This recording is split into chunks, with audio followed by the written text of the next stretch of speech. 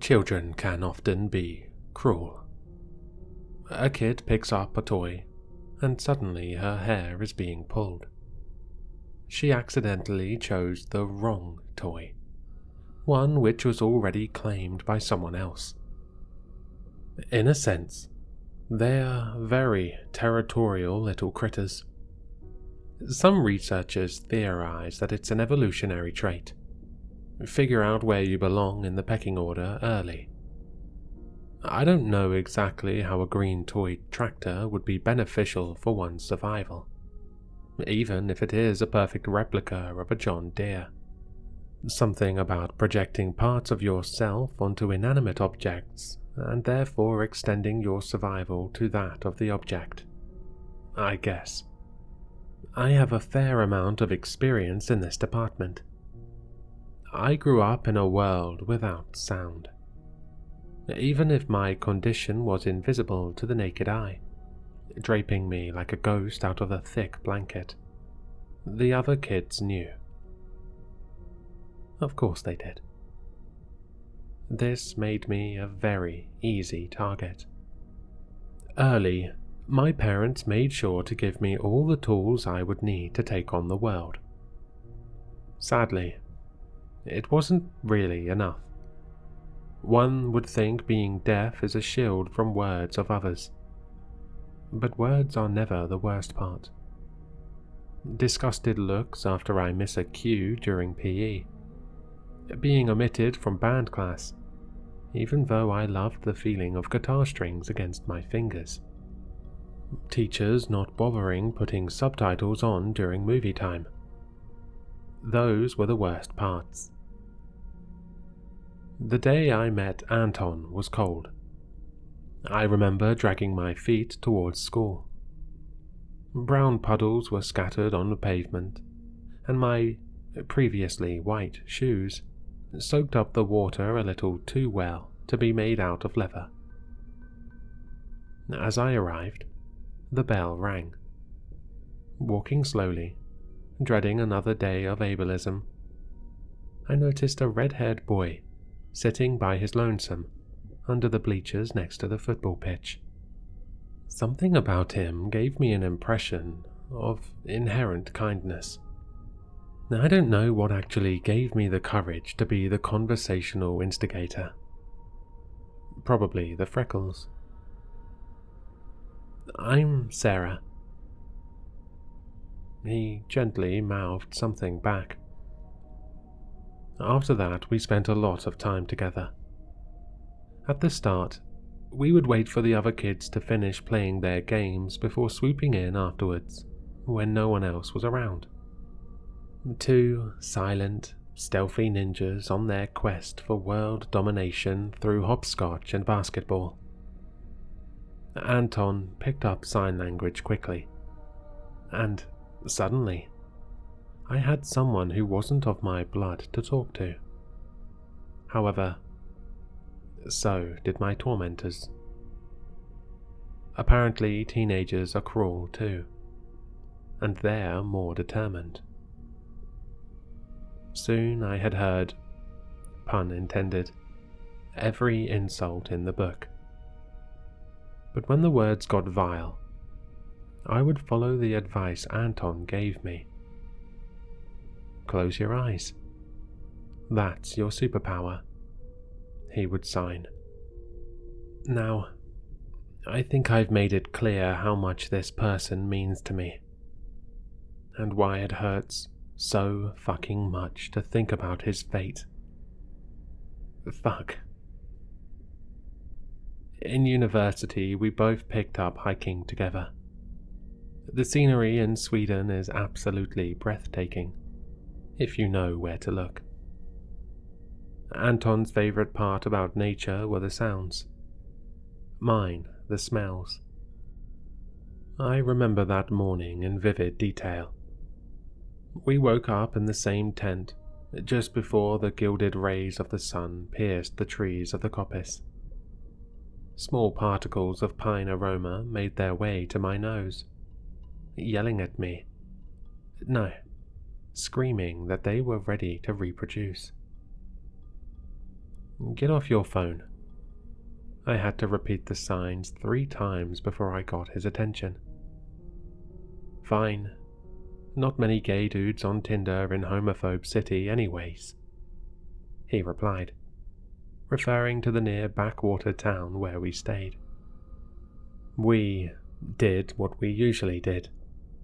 Started wandering the forest aimlessly, enjoying the many impressions the forest offered. Every time a squirrel scuttered up an oak tree, or we spotted a plant we'd never seen before, we stopped. I could mistake these small moments for anomalies in the space-time continuum. They seemed to last just a little bit longer than all the unpleasant ones. I was inspecting a particularly cool rock, probably some kind of granite, when I noticed Anton stop moving on the spot. This was indicative of something I could never experience. He was listening for, or to, something. It kind of looked like he was in a trance of some sort. I made it a game to try and guess what bird had him that enchanted. I made a noise to get his attention, but it was futile. In the end, I just walked right up in front of him. "Is it a blackbird?" "It is a violin," he replied. At first, I thought it was a nickname I didn't recognize for one of the local species, so I made him clarify. "No, someone is playing the violin," his hands told me. Eventually, he was moving towards the sound. Or so I assumed. I kept asking him questions, but he wouldn't stop, answering in few words. Magnificent, stunning, almost magical. We entered a small grove. A tiny lake, placed in the middle, was the centerpiece. And on the water, there was a rock. On that rock sat a man, hunched over, completely naked, with a violin and a bow. There was something off about the way he was positioned, almost like he had been waiting for a long time, as if he, or it, could hear my thoughts. He stood up and straightened himself. I'm not going to lie to you. He was beautiful. Long, blonde hair falling down his chiseled body, which was almost glistening in the sun. I would call him the epitome of beauty. But his smile was crooked. Something wasn't right.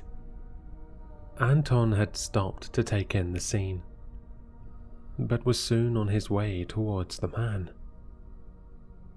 I began to calmly ask him to stop, walking backwards in front of him. Soon my gestures were getting more and more frantical, as I realized he wouldn't slow down.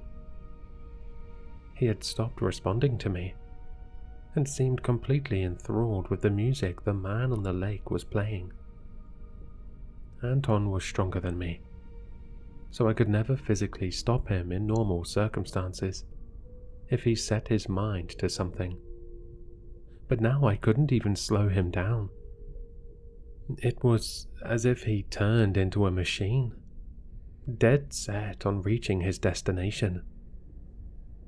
I started shouting, I think. He would just glance at me with content eyes. Not even when he set his foot in the water would he flinch. I started screaming at the man to stop the music, but he just looked at me with dead eyes. He wasn't so pretty anymore.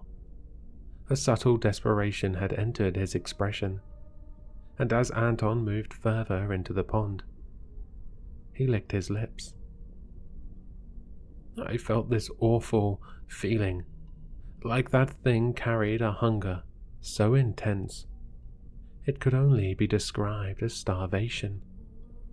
I let go of Anton's arm and started crying. The man would just look at me, then back at my friend, brandishing an awful smile.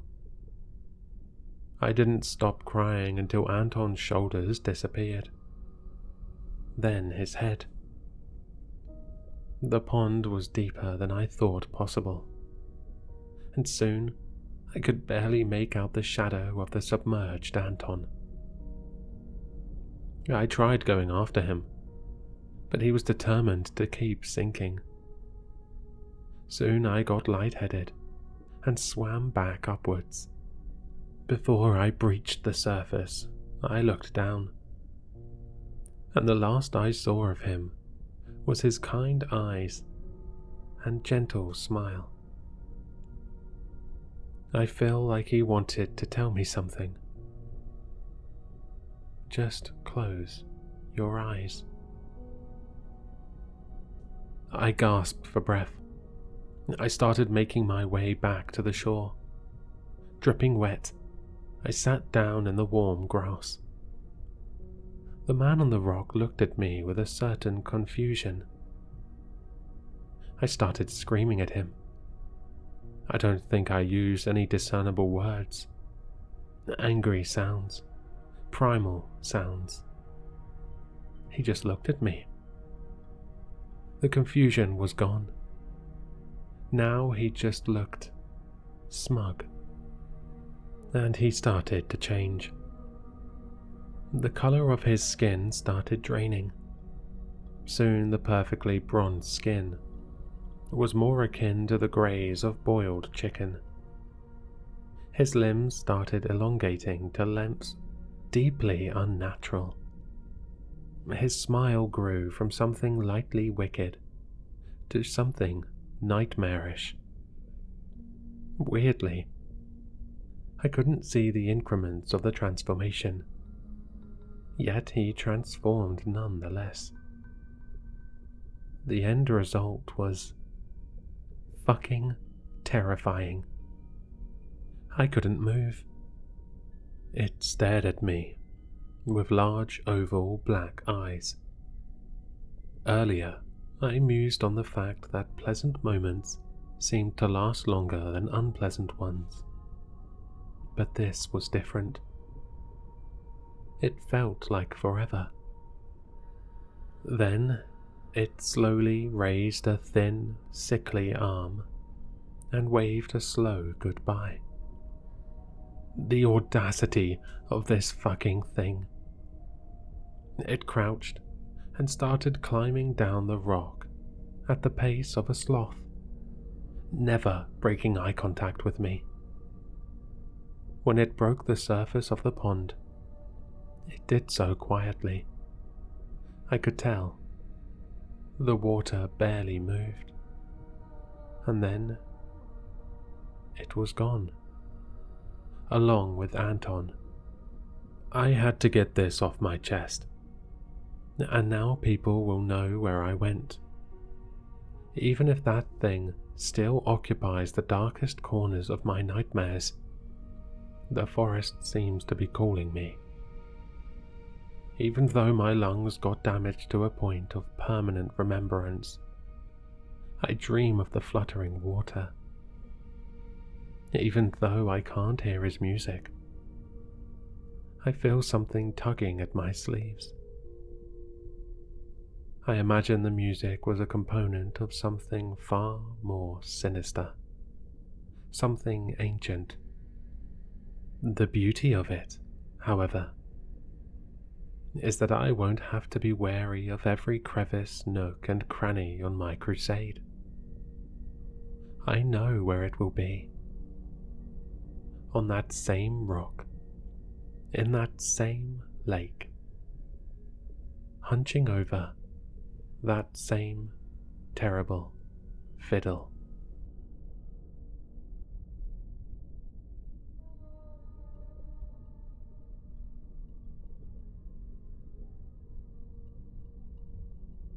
Hello, Sinister listeners. If you've enjoyed this story, then you'll find all the author's information in the description below. For more content, be sure to like, comment, and subscribe to succumb to the sinister.